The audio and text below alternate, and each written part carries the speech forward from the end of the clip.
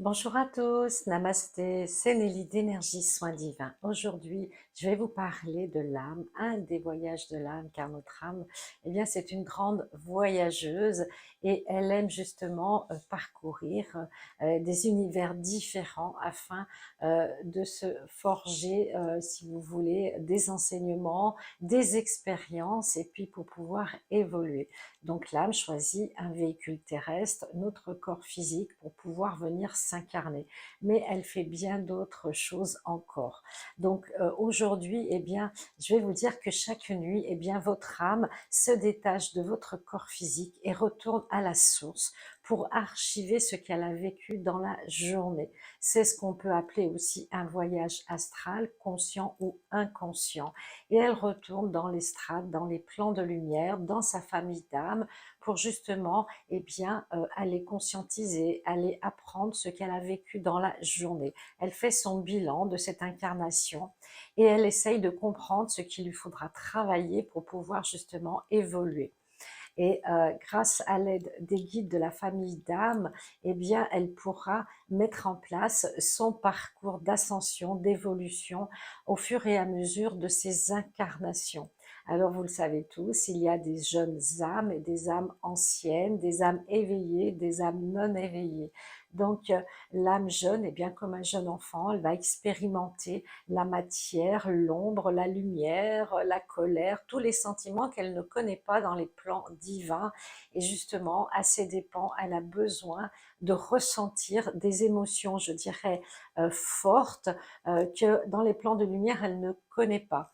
Et pour ce faire, eh bien, elle va se brûler les ailes quelquefois, choisir d'aller avec des mauvaises personnes, de faire des mauvais choix pour justement pouvoir comprendre et savoir ce qui lui convient ou pas pour évoluer.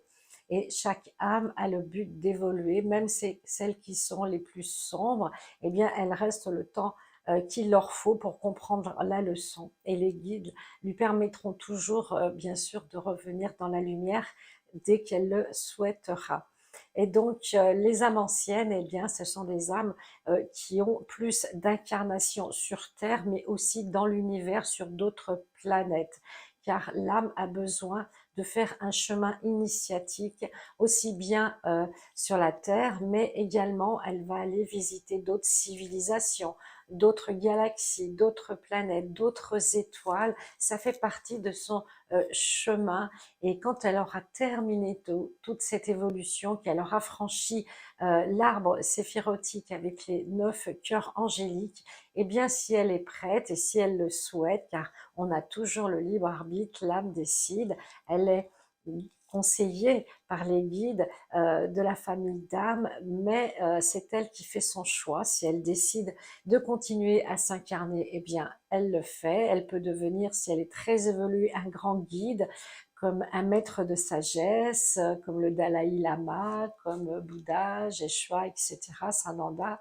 Et ça, c'est son choix. Soit elle préfère servir de guide de lumière à son tour à des humains ou à d'autres, je dirais, entités, d'autres énergies sur d'autres strates, sur d'autres planètes. Donc cette âme, eh bien, elle, une fois qu'elle a franchi ces 9 cœurs angéliques, eh bien, elle a atteint un certain niveau. Alors, elle ne le fait pas en 9 vies, ce serait trop beau. Elle le fait en des centaines, voire des milliers de vies. C'est ce qu'ont vécu les âmes anciennes éveillées. C'est des âmes qui ont pris conscience des leçons, des apprentissages, des expériences et qui lui permettent de pouvoir aider les autres. Et c'est souvent les thérapeutes, les artisans de lumière, les personnes qui sont dans les soins, dans l'accompagnement, c'est des personnes qui sentent que elles ont fait un travail sur elles au niveau de l'âme, au niveau de la conscience et qu'elles ont envie maintenant de partager leur expérience, leur savoir, leur connaissance aux autres humains, aux autres personnes.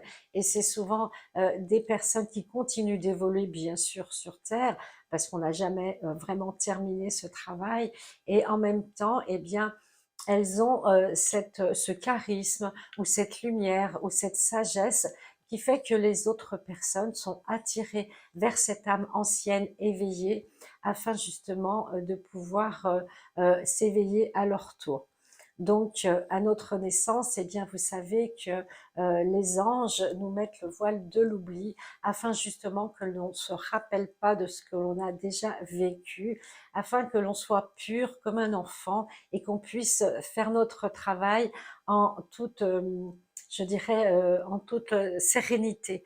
Parce que si on avait toutes ces mémoires en nous, on serait vraiment trop perturbé, on ne pourrait pas les stocker et faire ces informations quelque chose d'utile et vraiment d'efficace pour pouvoir progresser. Voilà, j'espère que cette vidéo vous a plu. N'hésitez pas à me laisser des commentaires, je réponds toujours. Donnez-moi votre avis sur le chemin de l'âme et puis sachez que j'ai une formation sur le recouvrement de l'âme le 28 et le 29 octobre à Argelès dans le 66. Il me reste quelques places. Si ça intéresse des personnes, vous êtes les bienvenus. Envoyez-moi un mail, je vous enverrai le programme et le tarif. Voilà, belle journée à tous, je vous embrasse, namasté.